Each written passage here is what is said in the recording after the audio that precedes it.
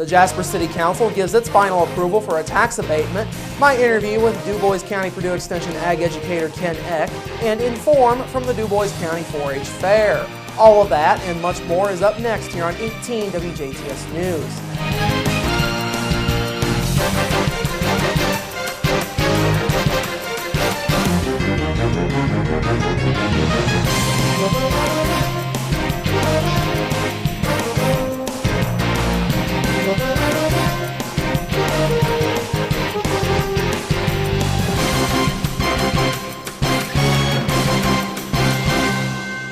Hello, I'm Bradford Raths. In your news, a collision between two personal watercraft, or PWC, at Patoka Lake yesterday afternoon sent one person to a regional hospital. Conservation officers were called to the Patoka Station Marina just after 2 p.m. yesterday on a report of a collision between two watercraft. Conservation officers say 20-year-old Alec Thompson of Patoka was operating his PWC in front of another PWC when the two collided. The impact sent Thompson into the water. Thompson sustained head injuries along with broken bones. He was later airlifted to University of Louisville Hospital for treatment. Crawford County EMS, the English Volunteer Fire Department, and Air Ambulance all assisted at the scene.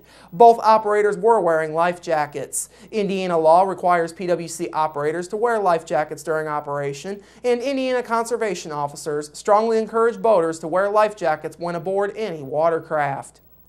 Last night, the Jasper City Council gave its final approval on a tax abatement for a local business. Jasper Chair becomes one of several businesses that have taken advantage of the city's tax abatement program since its implementation several years ago. Jasper Mayor Terry Seitz says the city is glad to see a local business sustain itself for the future. Jasper Chair Company received the final approval tonight for an abatement, and while it is a smaller amount, it is certainly just as worthwhile because we have an area in Jasper that is in the Vine Street area that hasn't seen a lot of growth lately. Certainly that is some of the original plants and manufacturing industries here in Jasper, and to have Jasper Chair, they have purchased some adjacent property, tore down some older structures to allow room for some new warehousing and also some production and shipping facilities, and we're just excited for the Barth family that they have again take a locally owned business and starting to grow it, to sustain it, and we think that's very, very important,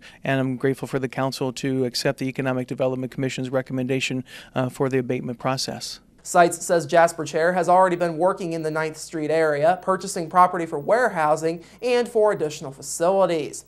Also last night, the council passed the resolution for the Brookstone 4 annexation area and an ordinance to annex 19.66 acres of land that is currently not occupied into the subdivision. Seitz says adding more to the west side of the city is a positive. Well, the subdivision is an extension. It was planned, which made it a relatively simple annexation as it goes because no one lives there currently, and the people, one owner wanted to bring it to the city of Jasper. It is growth on Jasper's west side, which has been growing for quite some time, and by understanding from the developer that the ability to finish out these lots is going to take place in relatively short order. So we know there's likely some more growth that's coming from that. We take that again as a very good sign in investing in our housing market, and we welcome any new citizens to Jasper. Those that are moving around, there'll be some houses available. Finally, last night, the council made an appeal to residents of Jasper to get involved with Energize Indiana. The program is a tool for homeowners in the city to have their home evaluated for its energy efficiency. Seitz says having an energy audit is important for several reasons,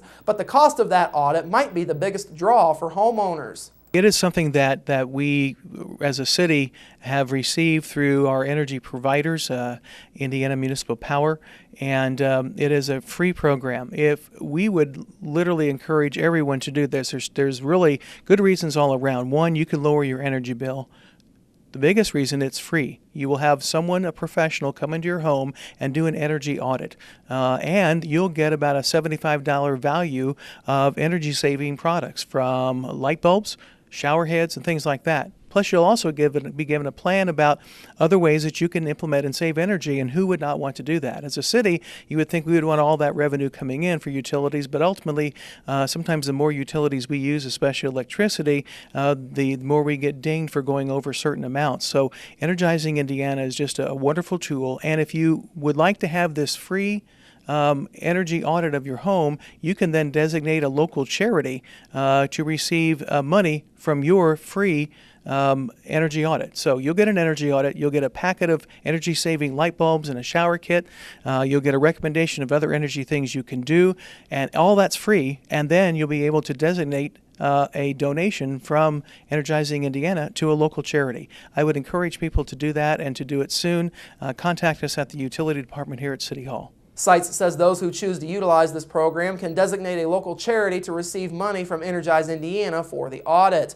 Those interested in participating can contact the utility department at Jasper City Hall at 482-9131. You can also get more information about the Energize Indiana program by visiting energizingindiana.com.